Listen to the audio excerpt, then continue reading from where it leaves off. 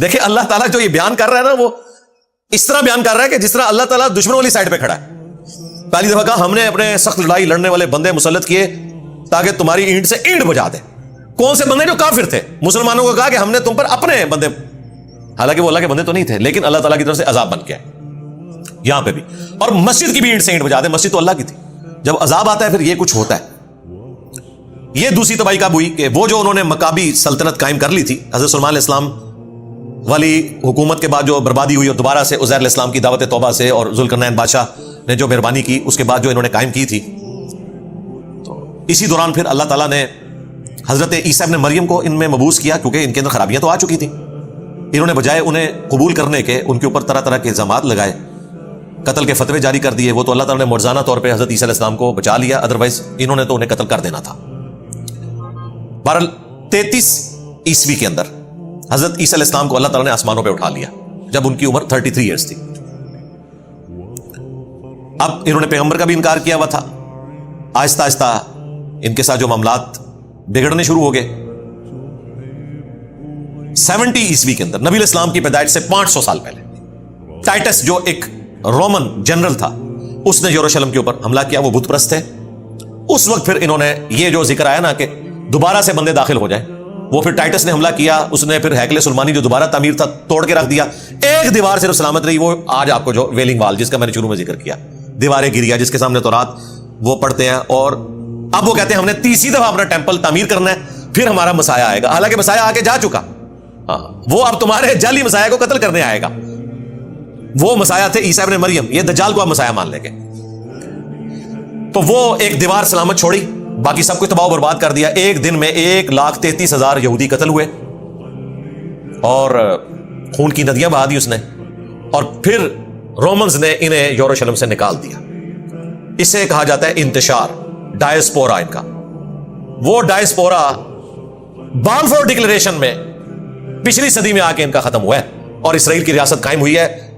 پچھلے آپ سمجھ لیں 1900 سال سے یہ پوری دنیا کے اندر پھیلے ہوئے تھے، ذلیل ہو رہے تھے. اور پھر ہٹلر نے جو ان کے ساتھ ظلم کیا، اس کی ریمیڈی کے لیے گریٹ برٹن نے انہیں اسرائیل میں پکا بسا دیا. اور یہ فلسطین کا مسئلہ 1948 میں اور پھر 67 اور پھر آج کل بھی وہی چل رہا ہے. اس کے اوپر میری تفصیلی ویڈیوز ہیں، وہ آپ دیکھ سکتے ہیں. یہ ساری کی ساری ان کی ہسٹری ہے. تو یہ جو دوسری دفعہ ٹائٹس نے حملہ کیا وہ رومنز تھے اور تباہ و برباد انہیں کیا. مسلمانوں کے ساتھ بھی سیم یہی کچھ ہوا ہے. یہ ڈاکٹر اسرار صاحب کی بہت بڑی ڈسکوری ہے. یہ انہوں نے ہائی لائٹ کیا ہے کہ یہ سیم 2 عذاب کے کوڑے مسلمانوں پہ بھی پڑے ہیں. اور ایسی ریزیمبلنس ہے ان میں کہ وہاں پر بنی اسرائیل کے اوپر جو پہلا کوڑا پڑا تھا وہ مشرقی طاقتوں نے یعنی عراق سے نیبوکڈ نظر آیا تھا. مسلمانوں پہ بھی جو پہلا کوڑا پڑا ہے وہ بھی تاتاری بھی مشرق سے آئے تھے، جو سارا تباہ و برباد کر دیا انہوں نے. عباسی سلطنت بھی الٹ دی اور وہ تو تھم ہی نہیں رہے تھے. وہ تو اللہ تعالیٰ نے ایک زوال کا معاملہ کیا، وہ ایک جنگ ہار گئے مملوک سلطنت سے اور وہاں سے ان کا پھر ڈاؤن فال شروع ہوا. دوسرا عذاب کا کوڑا وہاں آیا مغرب سے یعنی رومن سے. مسلمانوں پہ بھی دوسرا عذاب کا کوڑا جو آیا وہ رومنز یعنی مغربی طاقتوں سے. گریٹ برٹن، کہیں پہ فرینچ آ گئے. ہم لوگوں نے بھی تو بمشکل 80 سال بھی نہیں ابھی ہوئے آزادی حاصل کی ہے. کن سے؟ مغربی طاقتوں سے. یہاں پہ ایسٹ انڈیا کمپنی جب انٹر ہوئی، انہوں نے کس طریقے سے مسلمانوں کو کرتے کرتے محکوم. آج سے آلموسٹ آپ 100 سال پہلے مسلمانوں کا کوئی اکا دکا ملک دکھا سکتے تھے، باقی سب محکوم ہو چکے تھے. یہ آج آپ کو 58 ملک جو نظر آ رہے ہیں یہ تو ورلڈ وار 2 کی برکات ہیں. ہٹلر خود تو مرا لیکن انہیں بھی اتنا کمزور کر گیا کہ انہوں نے مجبوراً پھر ہمیں آزادی دے دی. ادروائز ابھی بھی ہم انگریزوں کے قبضے میں ہوتے، ہمارا خون یہ نچوڑ رہے ہوتے. وہ جو اللہ نے قرآن میں کہا کہ ہم باز کو باز سے ٹکرواتے رہتے ہیں، اگر ایسا نہ ہوتا تو دنیا میں یہ سسٹم چل نہیں سکتا. بہرحال یہ ساری کی ساری ہسٹری تھی جو بنی اسرائیل کے ساتھ معاملہ ہوا.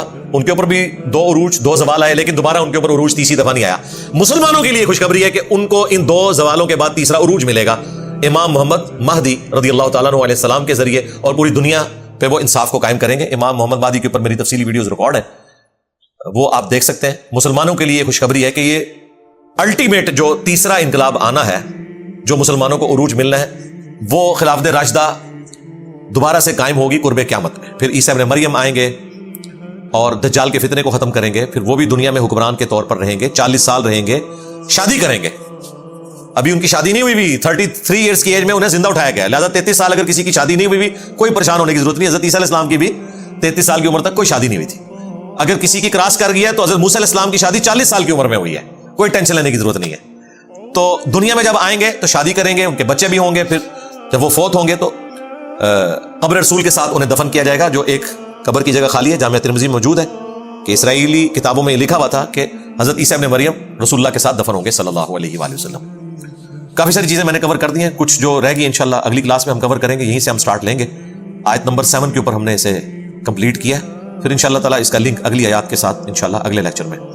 اللہ تعالیٰ سے دعا ہے جو حق بات میں نے کہی اللہ تعالیٰ ہمارے دلوں میں راسخ فرمائے. اگر جذبات میں میرے منہ سے کوئی غلط بات نکل گئی تو اللہ تعالیٰ معاف فرما دے, ہمارے دلوں سے اسے دھو بھی ڈالے.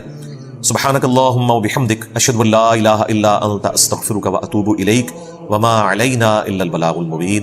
جزاکم اللہ خیرا.